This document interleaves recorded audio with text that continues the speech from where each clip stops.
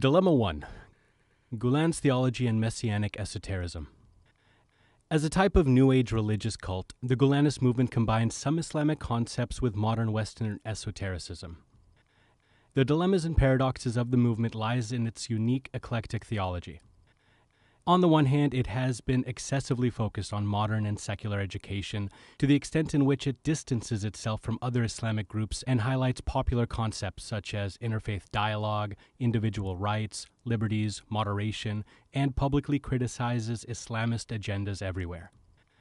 On the other hand, the movement's organization and structures are shrouded in a dark and secret esoteric hierarchy. There are many circles within the movement, set up within self-contained, strictly confidential cells, the details of which are not even disclosed or shared within the main group. The followers can only know those they're supposed to know in their individual cells, and most of the times, they only know each other by code names. By employing this method, they have used secrecy, caution, and dissimulation as indispensable mechanisms to further their cause. This cautious dissimulation policy extends to the level that any clear or explicit Islamic commandment can be disregarded for any number of instances. For example, a member of the group can be told to abandon praying or to drink alcohol. Women are ordered to abandon their headscarves, or members will tell any lie in order to hide their true identities and infiltrate various institutions. All of this is, of course, justified. They believe that they have a very important esoteric mission which vindicates all of their deviations from the standard moderate teachings of Islam. And everything they say and everything they do is aimed to serve their higher mission. That brings us to the messianic and esoteric nature of the Gulen movement. Fethullah Gulen's title amongst his followers shows the level of that said esotericism. By his followers, he is called the leader of the universe, not just the leader of the world, the leader of the universe. That's quite obviously due to the messianic influences of the group's ideology. Messianism is the belief in a Messiah, who acts as a savior, redeemer, or liberator of a group of people.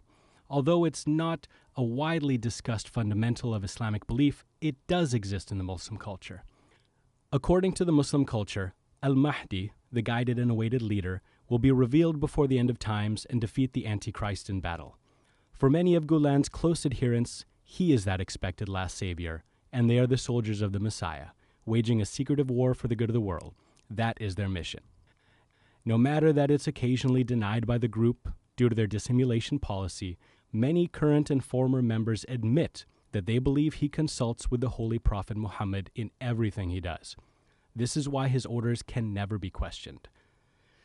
There are hundreds of written and verbal narratives confirming these practices floating around, but perhaps the most damning evidence was revealed by Gulen's one and only authorized biographer.